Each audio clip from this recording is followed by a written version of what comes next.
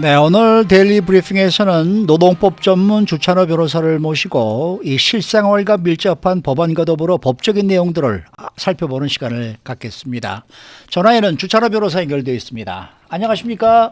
네, 안녕하세요. 네.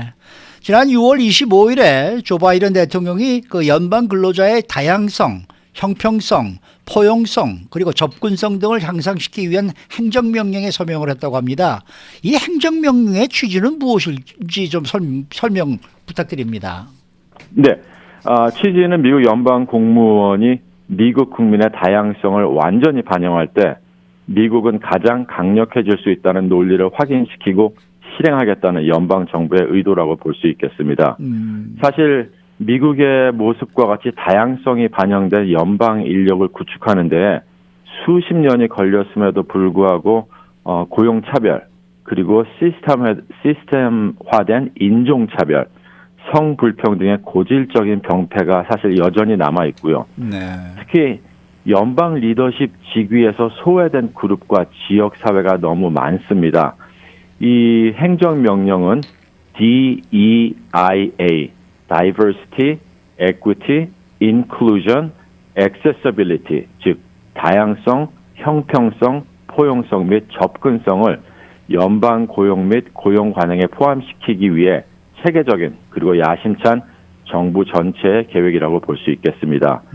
본 행정명령은 모든 배경과 각계각층의 자격을 갖춘 사람들이 우리 국가를 위해 일할 동등한 기회를 갖는 미국다운 연방 인력을 개발하는 데 도움이 될 것이라고 예상되고 있습니다.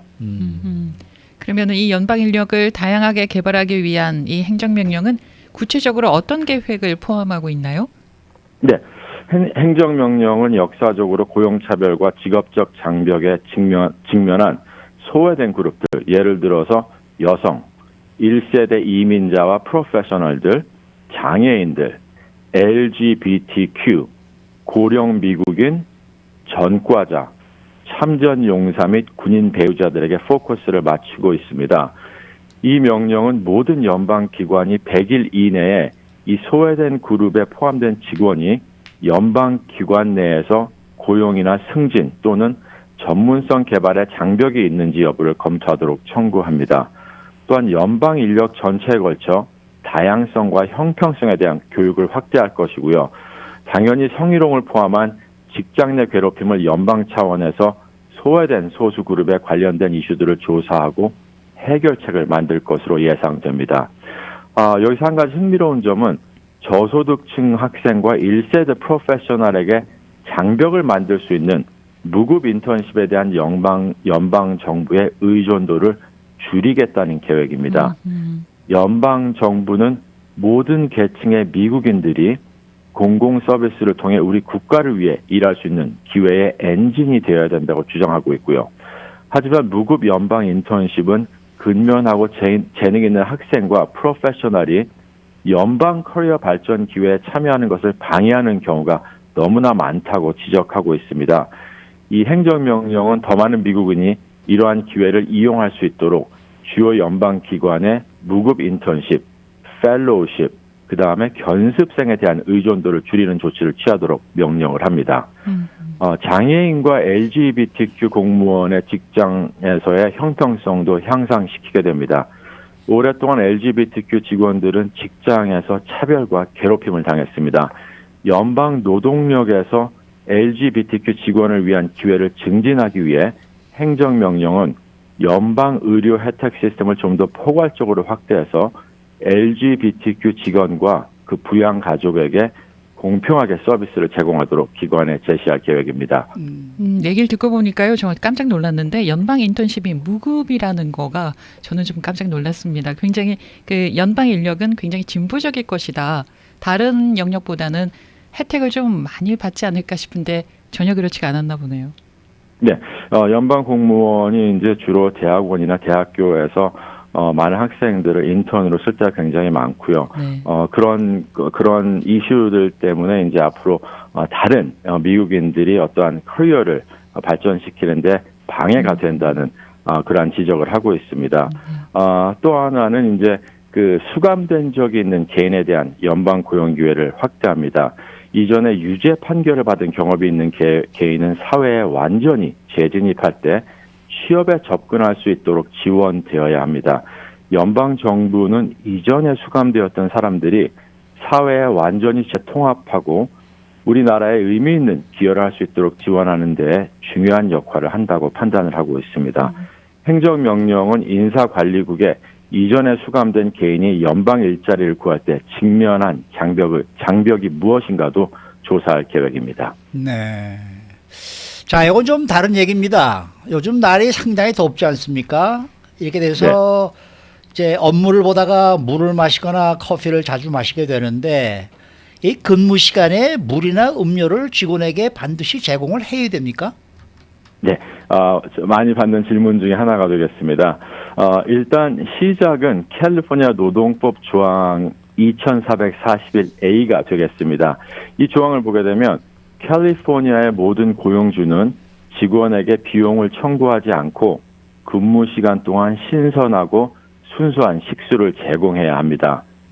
직원이 식수를 마실 수 있도록 합리적이고 편리한 시간과 장소에서 제공되어야 하고요. 이 법을 위반하는 경우에는 위반 시마다 $50, $200 이하의 벌금 또는 30일 이하의 징역에 처해질 수가 있겠습니다. 마찬가지로 타이틀 8 California Code of Regulation 3395를 보게 되면 신선하고 적절하게 시원한 물이 직원에게 무료로 제공되어야 한다고 언급하고 있습니다. 물론 직원이 일하는 지역에 가능한 한 가깝게 위치해야 되고요. 만약에 식수가 배관으로 제공되지 않거나 지속적으로 공급되지 않는 경우에는 근무 시작 시 각 직원에게 시간당 한 쿼트를 마실 수 있도록 충분한 양의 물을 제공해야 됩니다. 원 쿼트는 컵으로 한 4컵 정도가 되겠습니다. 고용주는 이 쿼트를 마실 수 있도록 식수를 계속 보충해야 될 의무도 있습니다. 네, 말씀하실 때 시원한 물이라고 하셨는데요. 이거는 차가운 물을 공급을 해야 된다는 의미인가요? 뭐 상관없이 그냥 물이면 되는 건가요? 적절하게 시원한 식수라고 얘기를 하고 있습니다. 그래서 뭐 꼭 반드시 냉장고에 들어가 있지 않아도 룸 템퍼리처 정도 되는 식수면 괜찮겠습니다. 그럼 커피는 어떻게 되는 건가요? 네, 커피는 이제 근무 시간이나 음료 시간에 언제 커피 브레이크를 갖는지가 중요합니다. 4시간마다 10분씩 제공되는 휴식 시간이나 5시간마다 제공되는 식사 시간에는 당연히 통제할 수도 없고 할 이유도 없습니다. 하지만 이제 문제는 휴식 시간 외에 많은 브레이크를 갖는 것이 되겠는데요. 이 두 법칙에 따르면 직원이 물을 마시는 데 사용하는 시간을 통제하기는 어렵게 보입니다. 실용적인지는 모르겠지만 직원들에게 물을 마시러 어디 가서 휴식을 취하지 않고 필요에 따라 마실 수 있도록 물 한 병을 가져갈 수 있는 방법을 제공하는 것이 해결책 중에 하나가 될 수 있겠고요. 하지만 휴대 물병을 사용하는 것이 좋은 해결책이 아니라면 직원의 물 마시는 것을 통제하는 것은 매우 조심스럽게 제한해야 되겠습니다. 그렇겠네요. 네.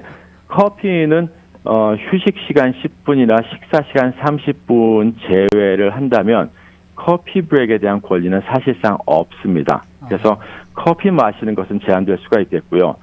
많은 고용주는 직원이 무료 커피를 제공하지 않음으로써 커피 브레이크를 남용하는 문제를 해결한다는 그런 policy를 가진 회사들이 많습니다. 이 주어진 시간 외에 지나치게 긴 커피 브레이크를 갖는 상황이라면 회사 회칙에 의거해서 워닝이나 주의를 줄 수 있습니다. 식사 시간은 통상적으로 시간 기록 의무가 있기 때문에 당연히 스케줄된 시간대로 브레이크 갖기가 어렵지 않습니다.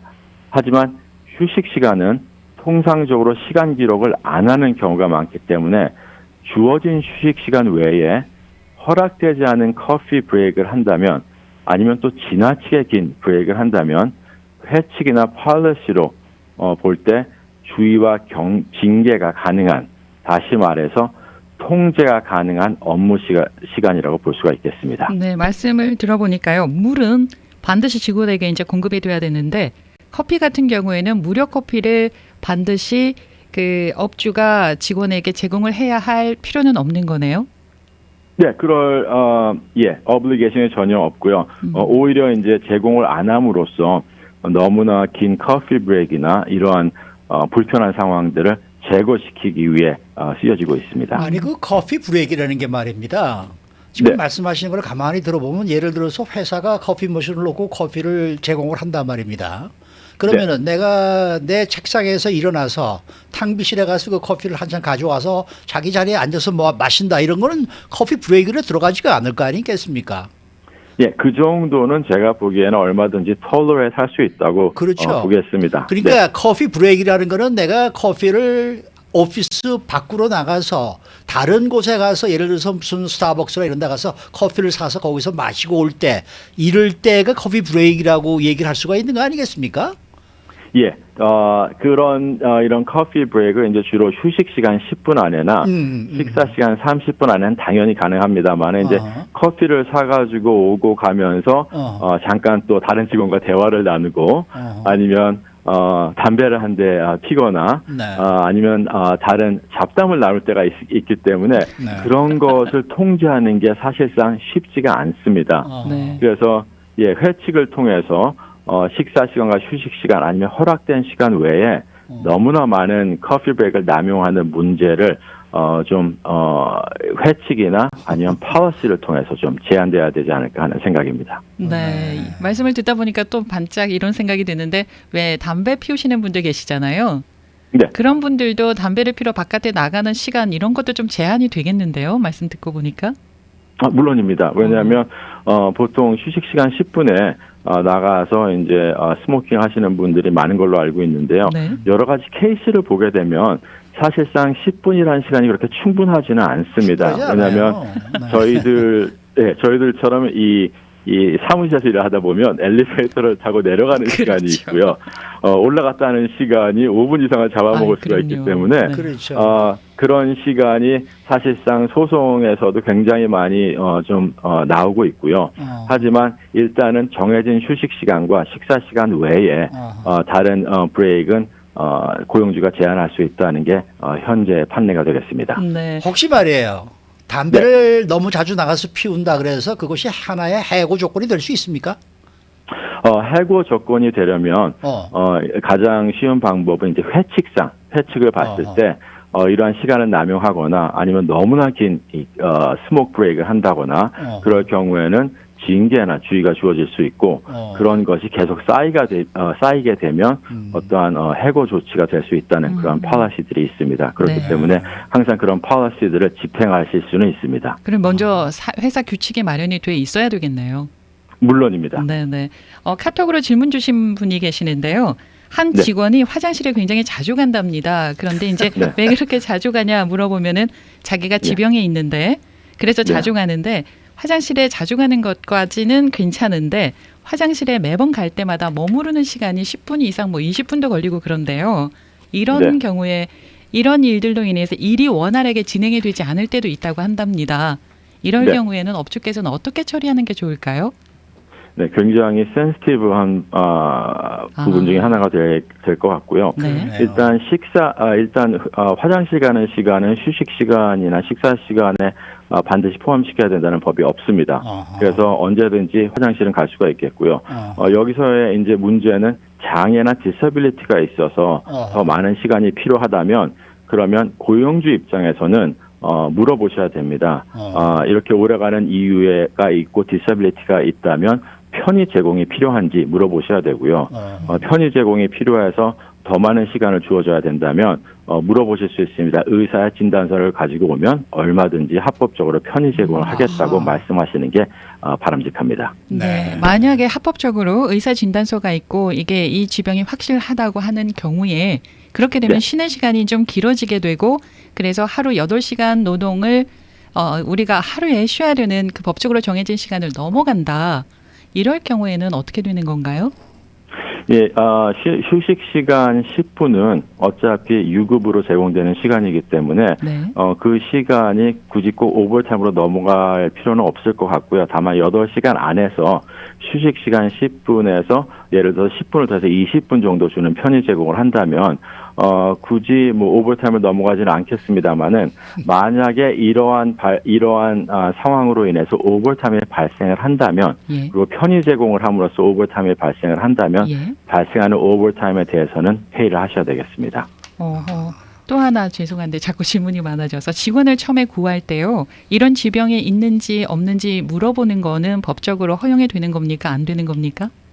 처음에는 물어보시면 안 되겠습니다. 예. 그리고 디서빌리티나 장애에 대한 어떠한 지식을 가진 다음에 고용이나 채용에 대한 결정을 내리는 것은 법의 저촉을 받을 수가 있겠습니다. 알겠습니다.